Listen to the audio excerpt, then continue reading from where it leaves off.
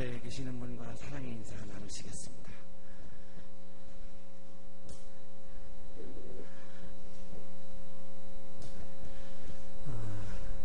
우리 지난 학기에도 우리 성가대 친구들, 우리 또 관현악하는 친구들이 굉장히 좋은 연주를 했었는데요. 이번 또 2학기 때에도 굉장히 좋은 찬양을 해주실 것 같습니다. 우리 성가대와 우리 관현악하는 친구들을 위해서 감사의 박수, 격려의 박수 하겠습니다.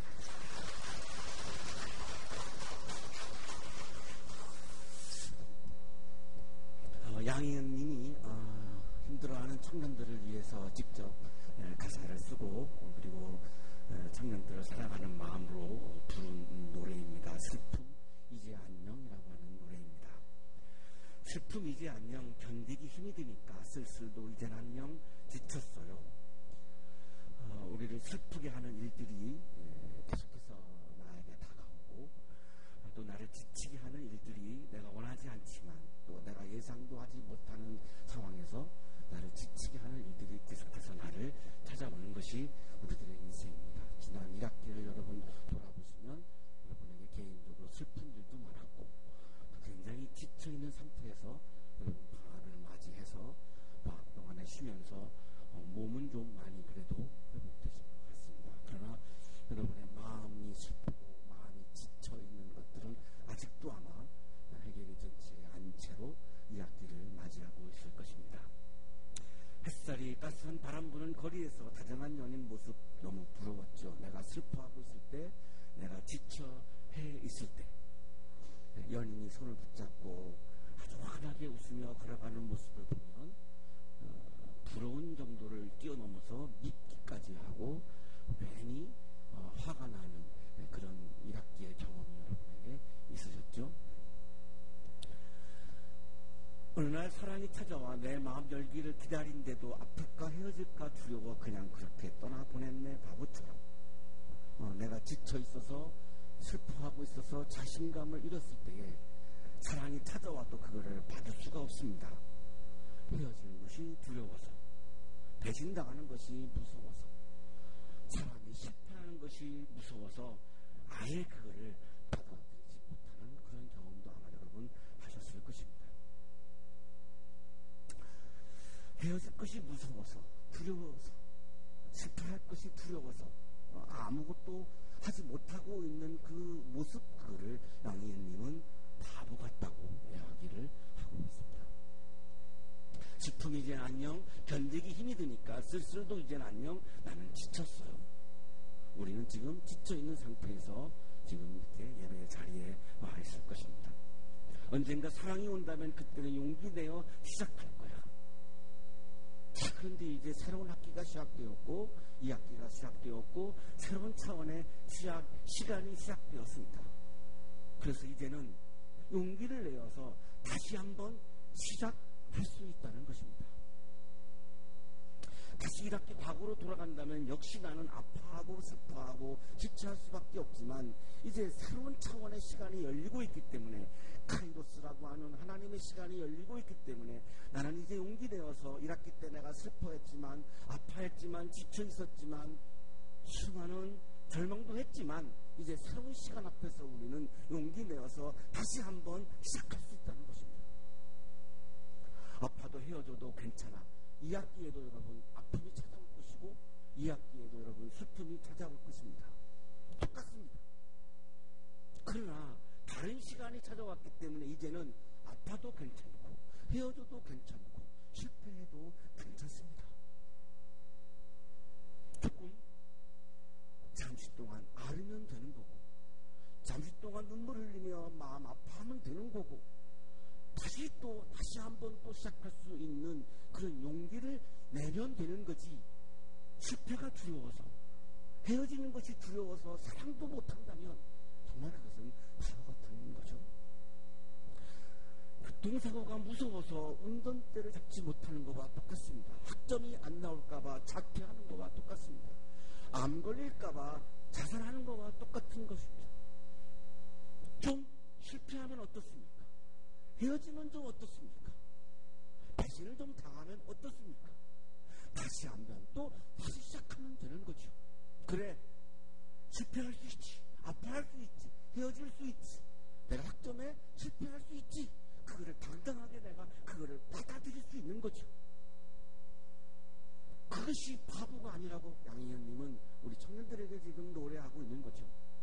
언젠가 사랑을 만나면 용기 내어 시작할 거야. 지난 학기엔 사람이 찾아왔을 때 내가 무서워서 두려워서 내가 거절했지만, 자, 이제는 이번 새 학기에는 용기 내어 내가 사랑도 시작할 거야. 아파도 헤어져도 괜찮아. 헤어지면 어때? 또 다른 사람이 있는데. 실패하면 어때? 또 다른 기회가 있는데. 이젠 제대로 사랑할 거야. 이젠 제대로 공부할 거야. 이젠 제대로 내 비전을 향해서 행진해 볼 거야. 다시 한번, 다시 한번, 다시 한번, 다시 한번 하는 그 사람이 청년이라는 것입니다. 실패가 두려워서, 헤어지는 것이 두려워서 아무것도 하지 못한다면 그것은 늙은 사람이지 청년이 아니라는 것입니다. 사무엘 베켓이라고 하는 작가가 1969년에 고도를 기다리며라고 하는 작품을 썼고, 이 작품으로 노벨 문학상을 받았습니다. 이막으로 구성되어 있는 시곡인데 아주 내용이 정말로 엉성하고 허접하기까지 합니다. 내용도 별로 없습니다. 그런데 어떻게 이런 작품이 노벨 문학상을 받을 수 있었을까? 무대는 앙상한 나무 한 그루가 서 있는 시골길이고, 주인공은 블라디미르 에스트라곤 두 사람입니다. 이 두 사람이 이 나무 밑에 앉아가지고 고도를 기다립니다. 그런데 그 고도가 오지 않을 것을 또한 압니다. 그러나 막연한 미래, 막연한 핑크빛 미래를 그냥 기다립니다. 그리고 두 사람은 아무것도 하지 않습니다. 그냥 아주 쓸데없는 그냥 지루한 대화를 반복하고 주고받습니다. 고도를 만나기 위해서 내가 뭘 시도하거나 노력하는 것은 아무것도 없습니다. 그냥 앉아서 막연히 오기를 그냥 기다리는 겁니다.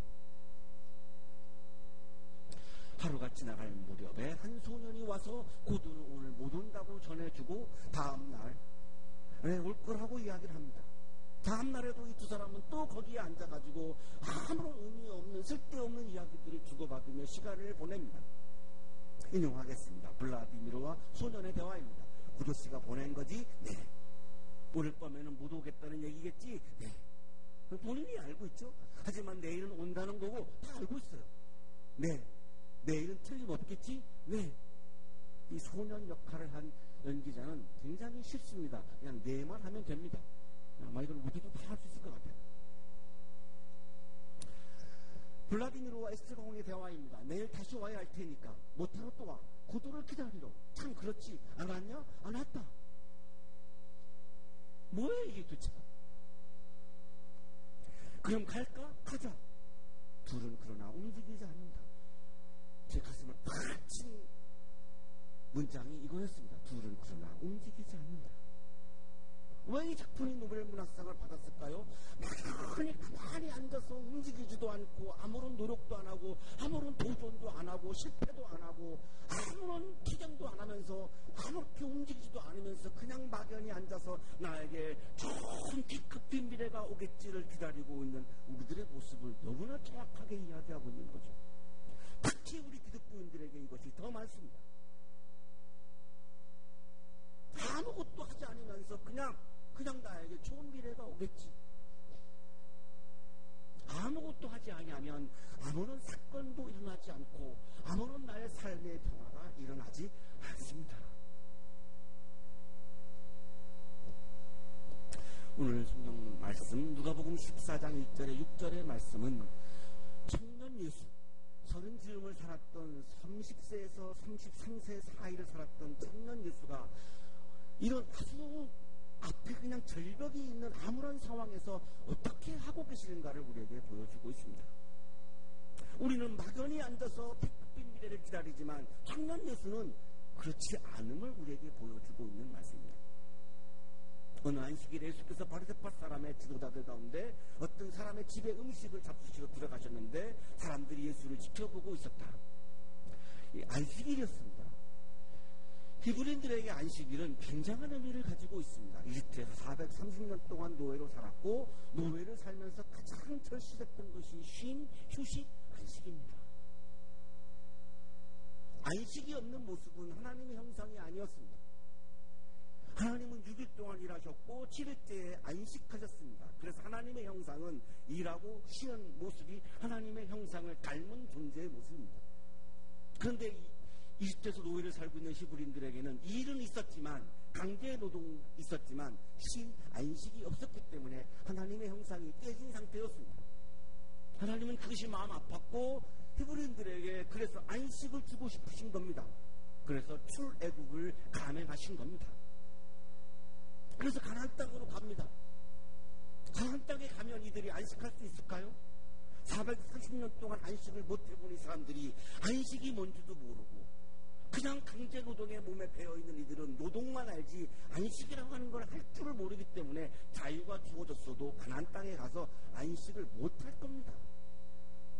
그래서 마음이 아파서 하나님이 시내산에서 붙잡아 놓고 10 words, 10계명 10마디의 말씀, 법들을 주신 겁니다. 이 외에도 굉장히 많은 법들을 주십니다. 새로운 나라를 이루려면 법이 필요하기 때문에 법을 주시는데 그 법 중에서 가장 핵심법이 바로 이 10계명 10마디의 말씀이라고 하는 바로 이 10계명 법입니다. 이 10계명 법은 우리를 구속하려고 우리에게 자유를 올가매려고 주신 법이 아니라 가나안 땅에 들어가서 자유인으로 하나님의 형상으로 살 수 있도록 하는 그런 의미에서의 아주 자유인을 위한 법이 10계명입니다. 제4계명이 이것이죠. 안식일을 기억하여 그날을 거룩하게 지켜라. 주일 성수하라는 말씀이 아니고 일주일의 하루는 쉬라고 하는 그런 말씀을 주신 겁니다. 너희들이 가나안 땅에 들어가서 일주일의 하루는 쉬어야 한다. 나도 쉬었다. 내가 쉬었기 때문에 안식은 거룩한 것이니 너희들은 반드시 쉬어야 한다. 네가 쉬어야 네 남종과 여종과 짐승들도 쉴 것이 아니야. 구약성경에 이렇게 말씀합니다. 네가 쉬어야 네 남종과 여종과 약한 사람들도 쉴 것이 아니냐. 그러니까 히브리인들에게 이 안식이라고 하는 것은 굉장히 절실한 겁니다. 그래서 지금도 이스라엘에 가면 안식일을 딱 걸리면 버스도 다니지 않죠. 모든 관광지 다 문 닫습니다. 왜? 일하는 게 죄기 때문에, 일하는 것이 범법이기 때문에 그렇습니다. 너희는 엿새 동안 모든 일을 힘써하여라. 자, 그러나 중요한 전제가 있죠. 6일 동안은 열심히 일하고 7일째에 쉬라는 겁니다. 하나님이 안식을 강조했다고 하니까 여러분 내일부터 일주일 내내 안식하면 안 됩니다. 6일 동안 죽으라고 공부하시고 6일 동안 죽으라고 발성하시고 일주일에 하루만 쉬라는 거지 일주일 내내 쉬라는 거 아닙니다. 30쯤을 살았던 30대 초반의 청년 예수 쉬고 싶었습니다. 예수님도 쉬고 싶었습니다. 그래서 식사 시간에 식사를 하러 한 바리새파 사람의 집에 들어간 거죠. 자, 그런데 여기 또 하나 굉장히 중요한 대목이 있습니다. 하필이면 바리새파 사람의 집에 들어가셨습니다. 바리새파 사람들은 예수님과는 적입니다. 바리새파 사람들은 율법을 해석하는 굉장한 오늘날로 말하면 헌법재판관에 해당하는 굉장한 권력을 가지고 있는 사람들이고 사두개파 사람들은 성전의 제사를 담당해서 어마어마한 권력을 가지고 있는 이스라엘의 두 기둥입니다. 최고 권력을 갖고 있는 사람들이 사두개파, 바리새파인데 이 바리새파 사람들은 율법 해석권을 가지고 사람들을 지배하고 사회를 지배했던 굉장한 권력을 쥐고 있는 사람들인데 예수님이 오셔가지고 율법을 폐하겠다, 성전을 허물겠다라고 하니까 사두개파, 바리새파 사람들은 예수님을 적으로 볼 수밖에 없습니다. 그리고 예수님은 성전의 나라가 아닌 율법의 나라가 아닌 하나님의 나라를 이야기하니까 성전의 나라와 율법의 나라가 굉장히 위협을 받으니까 예수님을 늘 죽이려고 호시탐탐 노렸던 거죠. 자, 그런데 그 적의 집에 청년 예수가 지금 들어가신 겁니다.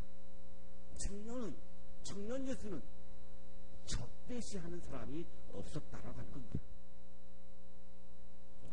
이파 나누어서 그룹을 나누어서 파를 만들어서 적대시하는 것을 청년 예수는 하지 않았다는 겁니다.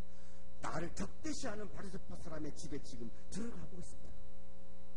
그것도 안식하기 위해서 적의 집에 들어가서 쉬시겠다는 거예요. 이게 청년의 모습을 보여주고 있는 거죠. 자, 그런데 문제는 밥을 먹고 있는데 바리새파 사람들이 예수님을 지켜보았습니다. 여기 지켜보다라고 하는 단어는 파라테 루메노인데 그냥 이렇게 본 게 아니라 구경한 것도 아니고 돌보는 봄도 아니고 사랑스럽게 보는 것도 아니고 여기 이 지켜보았다라고 하는 이 단어는 트집을 잡으려고 보는 것을 의미합니다. 경계하면서 보는 것을 의미합니다. 아주 차가운 시선을 의미합니다. 설교를 하다가 보면 뭐 우리는 그런 거 없습니다. 일반 교회 있을 때 설교를 하다가 보면 두 가지 시선이 있습니다. 말씀을 사모하는 시선이 있고 설교하는 목사의 트집을 잡으려고 평가하며 아주 차가운 시선으로 목사를 바라보는 시선이 있습니다. 여기에는 후자는 없습니다. 표정이 어두워지시는 거 보니까 제가 잘못 오해하고 있는 것 같습니다. 밥을 먹는 시간에 왜 예수님을 트집을 잡으려고 이들은 차가운 시선으로 보고 있을까요? 적대시하고 있는 거죠. 그 차가운 눈빛 앞에서, 차가운 시선 앞에서 밥을 먹으며 예수님은 안식을 할 수가 없는 겁니다. 지치는 겁니다. 예수님 앞에 수종병 환자 한 사람이 있었습니다.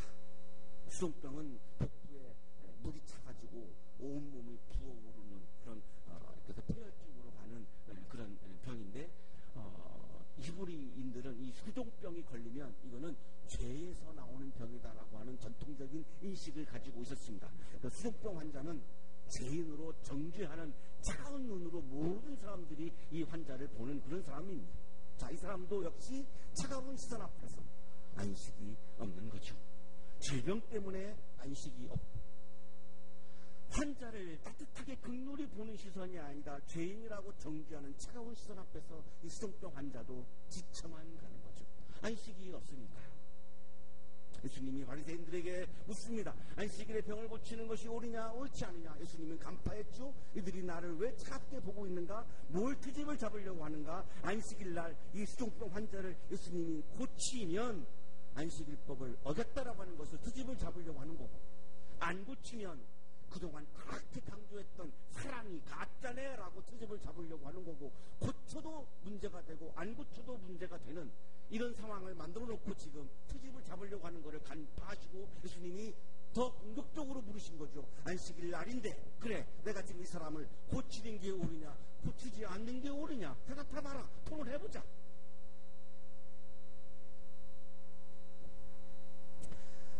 그들은 잠잠했습니다. 말을 못하는 거죠. 이들이 말하면 걸려들죠. 예수님을 잡을 수가 없죠. 그 순간 예수님은 병자를 손으로 잡아서 고쳐주십니다. 이들의 함정에 걸릴 걸 아셨지만, 법적인 논쟁을 얼마든지 할 수 있었지만 예수님에게는 그게 중요하지 않았습니다. 질병으로 차가운 시선 앞에서 안식하지 못하고 지칠 대로 지쳐있는 이 사람을 고쳐주고 이 사람에게 힘을 주고 용기를 주고 이 사람을 다시 일으켜 세우는 게 중요하고 이 사람을 치료하는 게 중요하지, 안식일날 고치는 게 옳으냐 그르냐라고 하는 이 법적인 차가운 논쟁은 전혀 중요하지 않았던 거죠. 그래서 그냥 고쳤습니다. 용감하게 고쳤습니다. 그리고 돌려보냈죠. 왜 돌려보낼까요? 안식일날 병자를 고치는 게 옳으냐 그르냐라고 하는 그 차가운 법리 논쟁에 있는 그 공간에 이 사람을 두고 싶지가 않은 거예요. 더 이상 차가운 시선이 꽉 차 있는 그 공간에 이 사람을 두고 싶지 않은 거예요. 불쌍한 거예요. 그래서 가라는 거예요. 가라는 거예요. 집으로 가라는 거예요. 따뜻한 시선과 따뜻한 마음이 충만한 집으로 가라는 거예요. 이것이 수종병 환자를 향한 예수님의 마음이에요. 이게 청년의 마음이에요.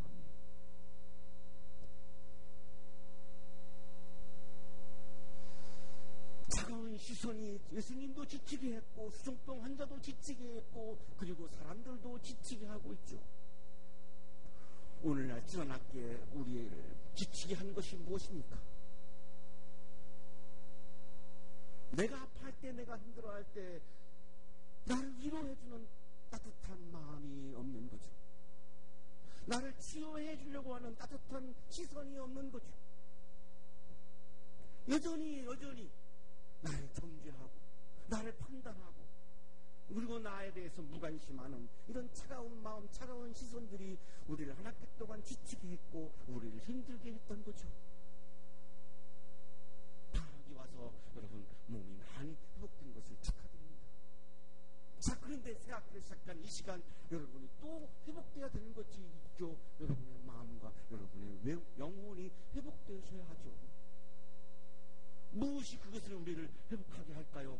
오늘 누가복음 14장에는 사람에게 안식을 주고 싶어하고 사람에게 치유를 주고 싶어하는 예수 그리스도가 우리에게 진정한 안식을 줌을 지금 말씀하고 있습니다.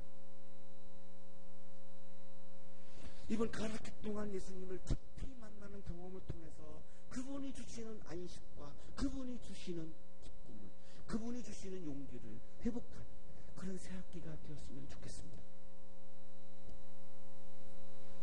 너희 가운데서 누가 아들이나 소가 우물에 빠지면 안식일이라도 당장 끊어내지 않겠느냐? 하나님이 여기 계시다면 하나님이 안식일이라고 해서 이 사람들을 고치지 않겠는가? 하나님은 이 자리에 계시다면 우물에 빠져있는, 늪에 빠져있는, 지쳐있는 사람들을 다시 건져내시는 하나님이지 안식일이라고 해서 건져내지 않고 구원하지 않는 하나님이 아니지 않느냐라고 하는 이야기를 지금 당당하게 율법 학자들에게 지금 이야기하고 있습니다. 정말 차가운 시선이 가득 차 있는 우리 사회에서 누가 우리의 사회가 따뜻해야 되지 않습니까? 우리에게 안식을 주어야 되는 것이 아니겠습니까?